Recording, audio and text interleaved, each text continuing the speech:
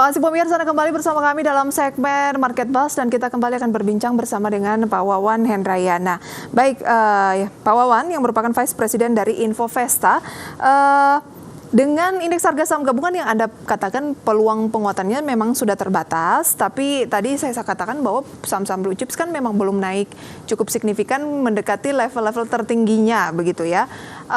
Apakah Anda lebih banyak merekomendasikan saham blue chips atau bagaimana di tengah kondisi market yang sedang all time high dan juga menanti keputusan dari Bank Sentral Amerika Serikat soal pemangkasan suku bunga? Anda lebih condong ke saham yang bagaimana?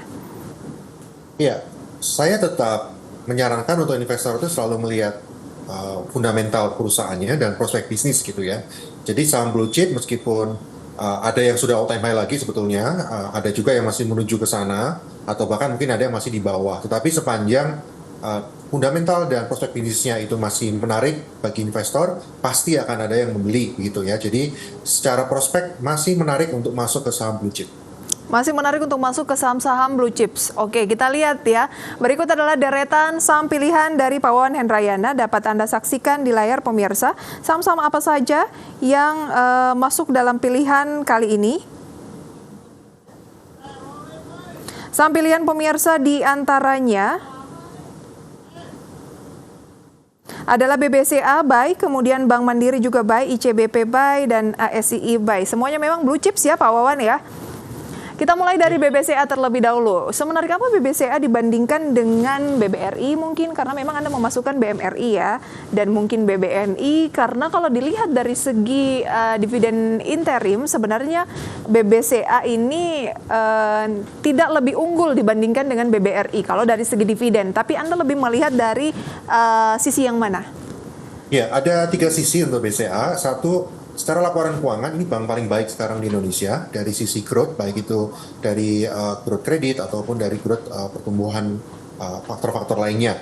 Kedua, dia adalah saham yang boleh dibilang sekarang paling big cap gitu ya di Indonesia, bersaing dengan brand. Jadi kalau ada investor asing mau masuk tertarik, biasanya mereka akan masuk ke saham big cap-nya dulu, dan itu adalah pasti BCA akan salah satu yang akan paling diburu.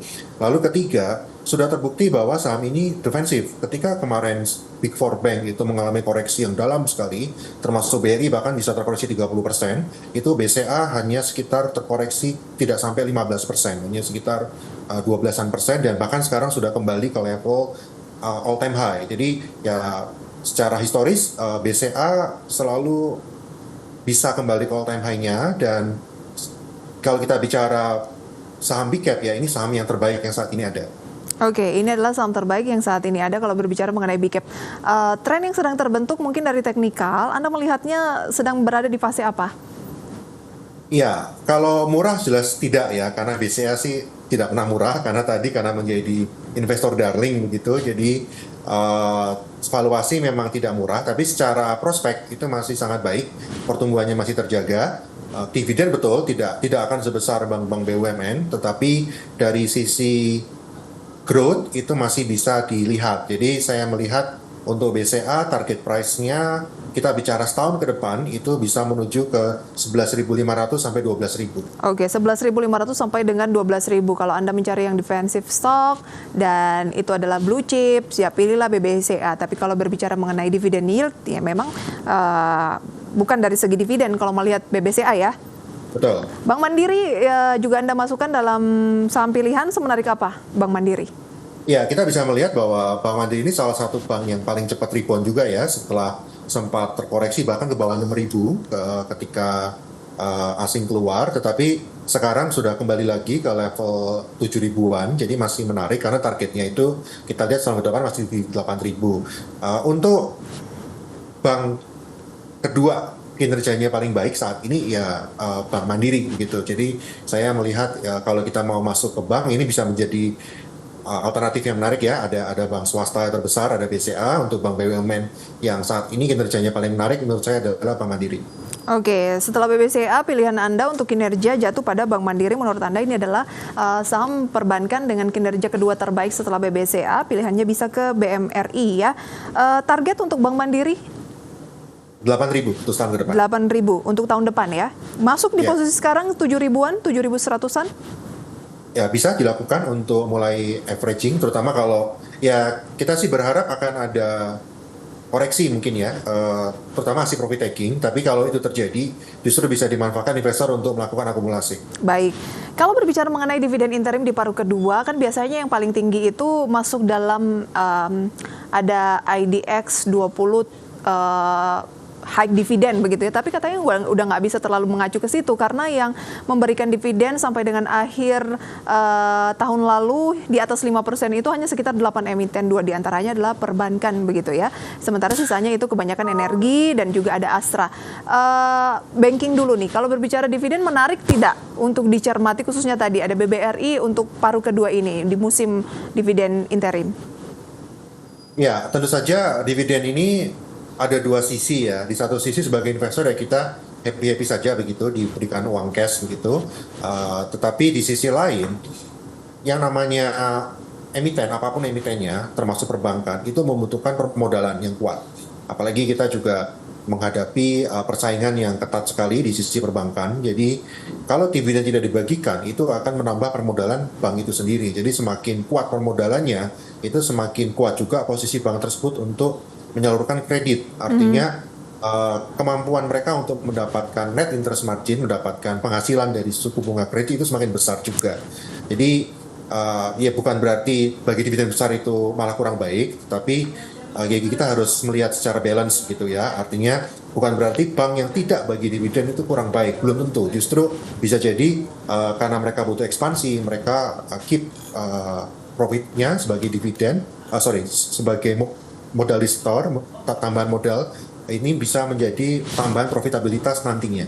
Oke, nah mungkin Bank Mandiri bisa jadi acuan di sana ya. Kalau berbicara dividen, Bank Mandiri juga termasuk yang cukup tinggi setelah BBRI dan juga dari segi pertumbuhan, Anda katakan tadi kedua terbaik setelah BBCA. Jadi ada dua indikator yang dimiliki oleh Bank Mandiri sehingga kalau mau memilih banking kayaknya boleh tuh antara BMRI ngomongin dividen sekaligus juga growth-nya gitu ya. Tapi kalau berbicara dividen interim, Anda lebih menyasar ke emiten apa kira-kira Pak? Ya, kalau dividen interim... Sektor lain tidak harus perbankan? Betul, energi sih. Meskipun energi dividen tidak akan sebesar tahun lalu, tapi ya masih cukup signifikan gitu ya, apalagi kalau dibanding sektor lain. Emitennya mungkin ada tambang batu bara mungkin yang biasanya cukup tinggi juga, atau emiten mana? Ya, kalau batu bara sih rata-rata tinggi.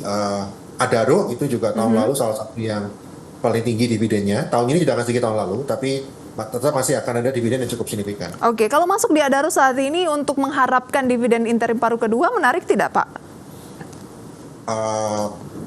Kalau memang berharap dividen, itu investor harus investasinya jangka panjang begitu ya. Okay. Karena kalau kita bicara Adaro, tahun lalu itu dividen yieldnya 12%, tinggi sekali. Tahun ini mungkin nggak akan double digit, tapi tetap tinggi begitu ya.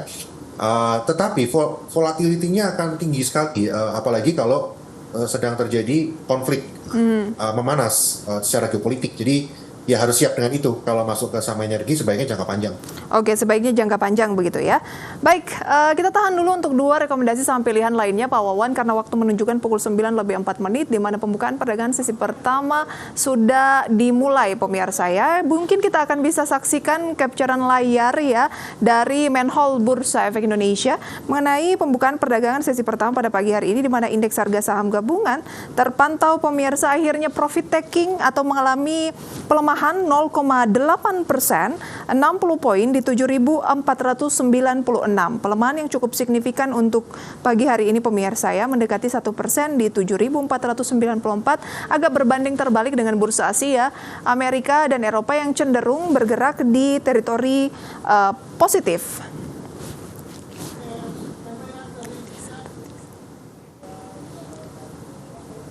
Dan informasi selengkapnya mengenai saham-saham yang menjadi gainers, losers akan kami hadirkan usai jeda pemirsa. Tetaplah bersama kami dalam segmen Market Buzz. Terima kasih pemirsa kembali bersama kami dan masih akan berbincang bersama dengan Pak Wawan Hendrayana, Vice President dari Infovesta, mengulas terkait dengan pembukaan perdagangan dan juga rekomendasi saham pilihan tadi yang masih tersisa begitu ya. Kita ke pembukaan perdagangan terlebih dahulu. Seperti sudah kami informasikan, IHSG terkoreksi pemirsa 0,85% di 7.490 pada pembukaan sesi pertama pagi hari ini dengan deretan saham yang menjadi gainers dan juga losers. Selengkapnya juga bisa Anda saksikan di layar televisi Anda. Ini adalah gainers based on value dan juga losers based on value. Beberapa saham pemirsa yang menjadi gainers dan juga losers diantaranya adalah saham-saham seperti Koko atau Waha Interfood Nusantara Tbk pemirsa ya. Kemudian juga di sana ada CBUT, ada Laba, pemirsa Argo, AEGS, Lopi, NIES, CAMP, Vico, dan juga ada Oils. Sementara losers pemirsa ada MLPL, MPPA, MKAP, BABP, KF, Wifi, Bumi, dan juga ada MNCN. Dengan pelemahan yang cukup signifikan pemirsa ya untuk MLPL dan juga untuk MPPA, serta ada MKAP, pelemahannya lebih dari 5%. Demikian pemirsa, review singkat pembukaan perdagangan sesi pertama. Pak Wawan, Anda tidak melihat bahwa mungkin sentimen politik dijadikan ajang untuk profit taking ketika indeks harga saham gabungan memang sudah menguat, dan tadi memang Anda katakan kemungkinan akan ada profit taking sesaat, dan sentimen politik juga terkadang sesaat memberikan sentimen ke market, tapi ini cukup mengkhawatirkan tidak Pak ketika pelemahannya tuh hampir 1% pagi-pagi? Ya, saya lihat masih normal saja ya. Masih Karena normal. kita 3 hari terakhir juga all time high terus gitu. Jadi wajar sekali kalau ada profit taking, justru lebih sehat. Soalnya kalau semakin kita rally terus semakin tinggi, ya profit takingnya akan semakin dalam juga. Itu sudah hukum alam gitu. Baik. Ya. Jadi saya justru menyambut adanya profit taking, sehingga kesempatan buat investor yang belum sempat akumulasi pada saham-saham pilihan bisa melihat lagi. Baik, di tengah koreksi dari indeks harga saham gabungan, Anda tadi masih merekomendasikan dari CBP, ASII, time frame-nya berapa lama, analisisnya bagaimana, singkat saja Pak, dan tips untuk investor retail di tengah profit taking ini. Ya, saya tetap menyarankan untuk fokus kepada saham yang terkait suku bunga akan turun, bank dan Astra, karena juga terkait penjualan kendaraan bermotor, terkait kredit ya. Lalu juga saham terkait consumer good. Ini saya ekspektasikan dalam setahun ke depan kinerjanya akan baik. Jadi investor bisa melirik, terutama kalau hari ini terjadi koreksi, bisa menjadi entry point yang menarik. Oke, ada support dan resisten untuk ICBP dan ASII di posisi berapa Pak? Oke, kalau ICBP itu targetnya 12.000 di tahun depan. Jadi kalau memang support di sekitar 11 ribuan itu sangat menarik untuk masuk. Kalau Astra sendiri itu targetnya sekitar 5.500 untuk tahun depan. Jadi di level di bawah 5.000 bisa menjadi entry point yang menarik. Oke, dan berbicara mengenai tips, cermatilah saham-saham yang kemungkinan akan diuntungkan dari pemangkasan suku bunga. Karena Anda optimis juga ya, September akan ada pemangkasan ya Pak ya, 25 basis point paling tidak. Ya, dan untuk Indonesia sendiri, pemangkasannya mungkin terjadi di Q4. Oke, akan mengikuti ya dari Bank Indonesia. Baik, Pak Wawan, sayang sekali waktu kita terbatas, tapi terima kasih banyak untuk analisis dan rekomendasinya pada pagi hari ini. Lagi-lagi pemirsa, keputusan investasi kami kembalikan sepenuhnya ke tangan Anda. Terima kasih Pak Wawan, salam sehat. Sehat selalu.